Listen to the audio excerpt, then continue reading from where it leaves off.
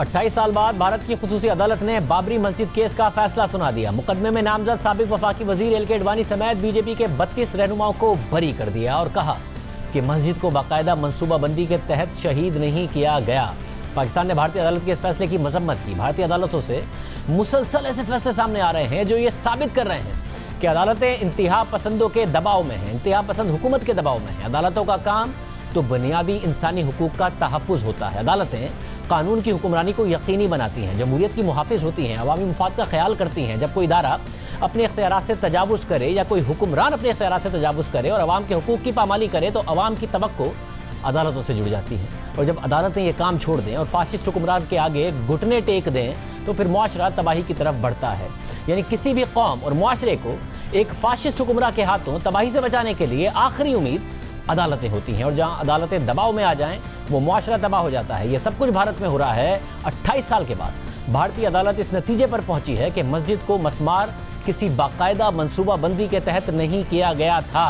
नामजद मुल्जिमान के इस मामले में मुलविस होने के ठोस शवाहिद नहीं मिले हैं, इसलिए तमाम मुल्जिमान को बरी किया जाता है। खुद भारतीय मीडिया ऐसी तहकीकाती रिपोर्ट सामने लाया था कि कैसे इंतहा पसंद जमातों ने, खासतौर पर बीजेपी ने, इस मामले पर सियासत की, नफरत भड़काई और फिर चंद सीटों वाली बीजेपी इस वाक़े के बाद अक्सरियत जमात बनकर सामने आई। कैसे बाकायदा मनसूबाबंदी के साथ बाबरी मस्जिद को शहीद किया गया।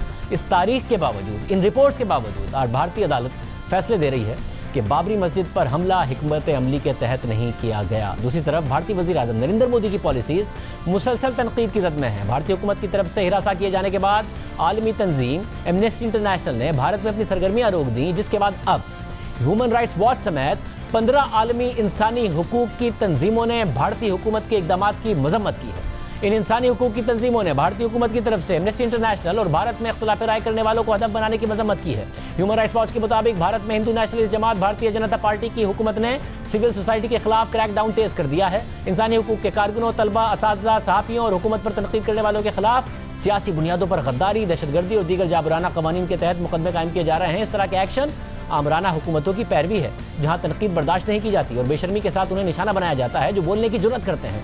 इंसानी हुकूक की आलमी तंजीमें भारतीय हुकूमत पर मुसलसल तनकीद कर रही हैं, मगर भारत की अदालतें न सिर्फ सब कुछ देख रही हैं बल्कि भारतीय वज़ीर आज़म नरेंद्र मोदी की तरफ से की जाने वाली इस तबाही में अपना हिस्सा डाल रही हैं।